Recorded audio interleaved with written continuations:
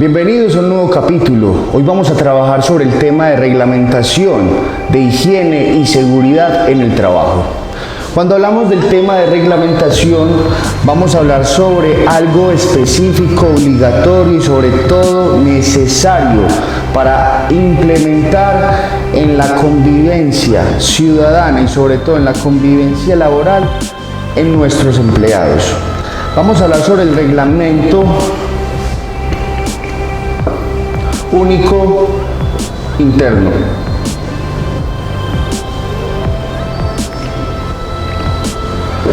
Y como tal sabemos que la normatividad de una empresa se basa debido a cómo proponen ese reglamento interno, ese reglamento obligatorio que cada trabajador tiene que asumir, que tiene que cumplir, con el fin de no entrar en detalles de sanciones, memorandos, reducciones laborales y sobre todo pues en este caso retención de la fuente de sus ingresos. Es muy importante entonces describir que el reglamento interno es un manual, es un reglamento que le permite a las empresas comprender absolutamente la funcionalidad, el perfil, el cargo y los deberes de cada trabajador para con la empresa.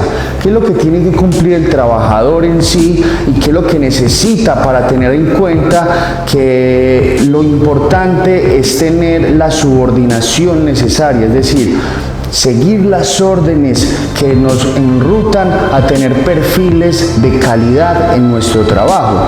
El reglamento único laboral es un reglamento también que se puede manifestar con el fin de capacitar el crecimiento personal de ese individuo, que se comprometa eficazmente con su rol y que sobre todo valide todos los deberes que debe hacer.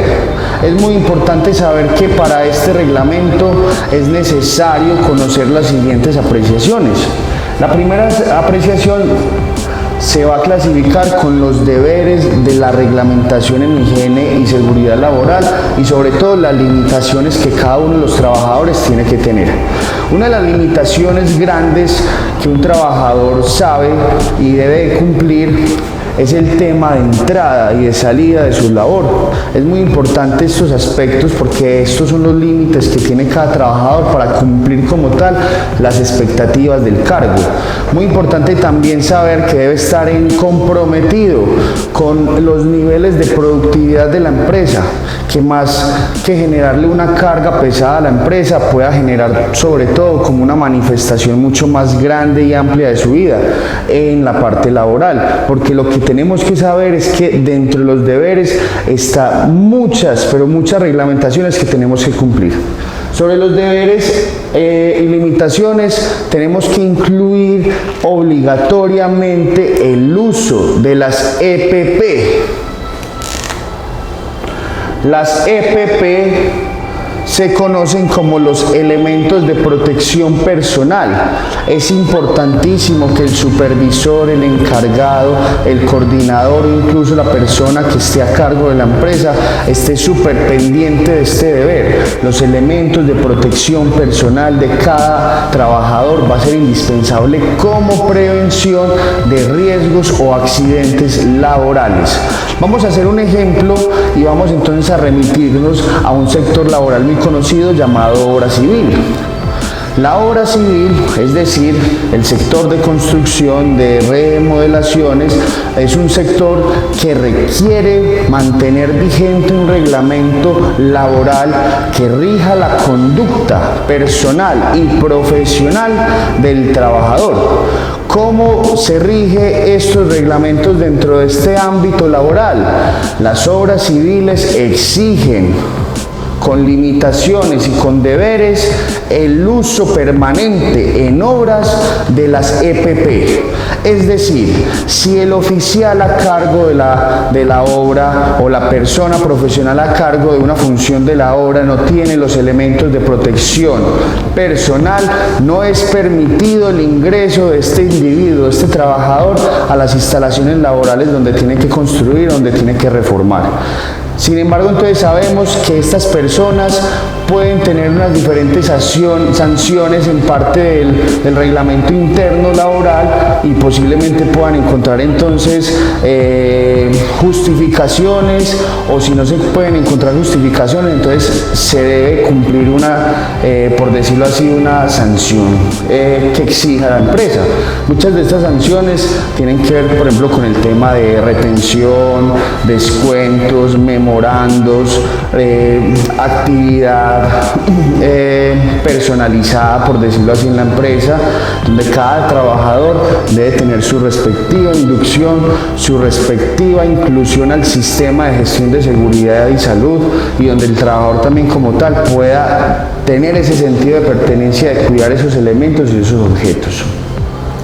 Dentro de los deberes también cabe mencionar el sentido de pertenencia, como bien lo hablaba en este momento. Sabemos que el sentido de pertenencia se va a clasificar con el sentido que tiene el trabajador de cuidar los espacios, los entornos laborales y sobre todo no afectarlos o no darles, por decirlo así, un maltrato, con el fin de que estas personas puedan entender de que si nosotros tenemos sentido de pertenencia, el deber de cuidar nuestro entorno laboral, podemos evitar también muchos inconvenientes dentro de la parte disciplinaria de la empresa. Recordemos que las conductas disciplinarias se forman acá en la empresa con el fin de moldear el perfil, el rol del trabajador que estoy contratando. Muy importante saber entonces que estos trabajadores tienen la obligación de encajar en el perfil, no solo por las competencias o cualidades de sus conocimientos, sino también encajar en los aspectos disciplinarios que se necesita para enfocar y sobre todo encarnar el rol correspondiente que se le exige en la labor. Si vamos a ver de aspectos a incluir, debemos incluir diferentes reglas o reglamentaciones que hacen como tal manejar una excelente convivencia y una excelente comunicación entre los factores relacionados como los empleados y la administración.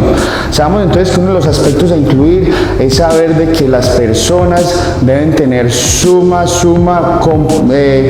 compromiso, por decirlo así, con todo lo que es el tema de respetar todas las leyes internas del departamento empresarial. Supongamos, respetar la entrada y la hora de salida, respetar los horarios de comida, respetar también las horas de productividad.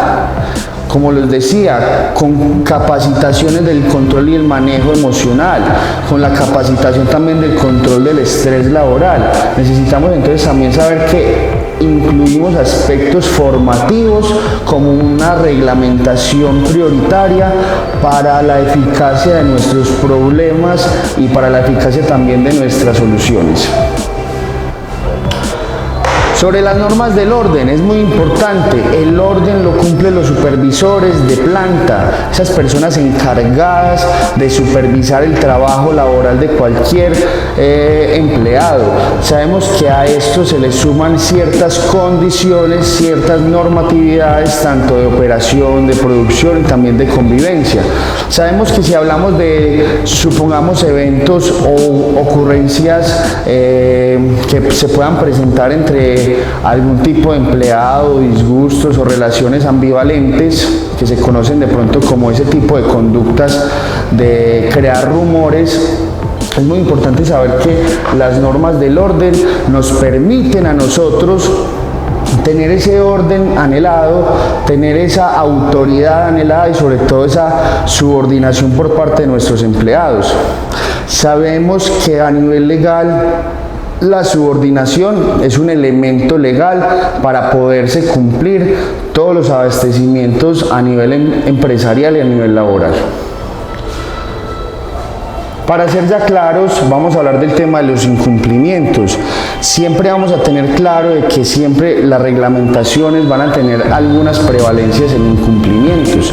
No tenemos del todo empleados que estén en nuestra misma ruta de crecimiento, que no estén de pronto con el sentido de pertenencia recalcado y sobre todo resignificado, y que por lo menos no tenga esa motivación laboral. Va a ser entonces que ese empleado decaiga en conductas repetitivas de incumplimiento en cuanto a la reglamentación laboral. Una de esas, el incumplimiento de una norma, de una reglamentación única de nuestro trabajo, va a ser entonces que podamos tener el poder, la potestad, por decirlo así, el aval de poder sancionar con los mismos elementos de la reglamentación, porque allí desde ese mismo reglamento único del trabajador tenemos entonces también el parágrafo o el capítulo donde se habla de los incumplimientos y las sanciones. Entonces existen muchas sanciones legales que están, como por ejemplo suspenderlo de sus actividades laborales, o si no es suspenderlo de sus actividades laborales, retenerle la fuente, o si no es retenerle la fuente, pueden haber memorandos, pueden haber cualquier tipo de sanciones por escritos y amonestaciones. Claro está, el incumplimiento también, como en todo, cumple con un conducto regular. El conducto regular va a ser entonces amonestación verbal, amonestación por escrito y probablemente entonces retención. Eso en algunas empresas es lo que más se utiliza para el incumplimiento de la parte laboral.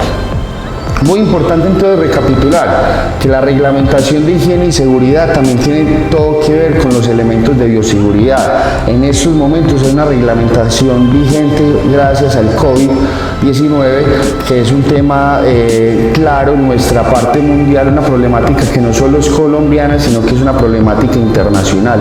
Es decir, todo el mundo está agobiado por esto. También dentro de esta reglamentación de higiene y de salud hace parte todos estos diferentes protocolos de bioseguridad que se emplearon como una reglamentación, una obligación que se debe acaparar todo el tiempo posible con el fin de no tener un riesgo laboral tan prominente como tener una persona enferma por COVID. Entonces es muy importante, como les decía, manifestarse con este capítulo, tratar de analizar muchos diferentes sectores empresariales, no solo el de la obra civil, sino también otro tipo de sectores, donde ustedes pueden analizar completamente el reglamento de higiene y de salud que manejan este tipo de empresas. Analizar también esta diversificación empresarial que existe hoy en día con el auge de la tecnología. Sabemos que también existe entonces ciertas reglamentaciones que ya no son existenciales, sino que ya ahorita el comercio electrónico y digital también nos lleva a mantener también una postura legal y vigente que pueda tolerar cualquier tipo de jurisdicción. Por eso nos vamos a encontrar en próximos capítulos hablando de los temas de reglamentación, y espero que nos veamos en una nueva oportunidad.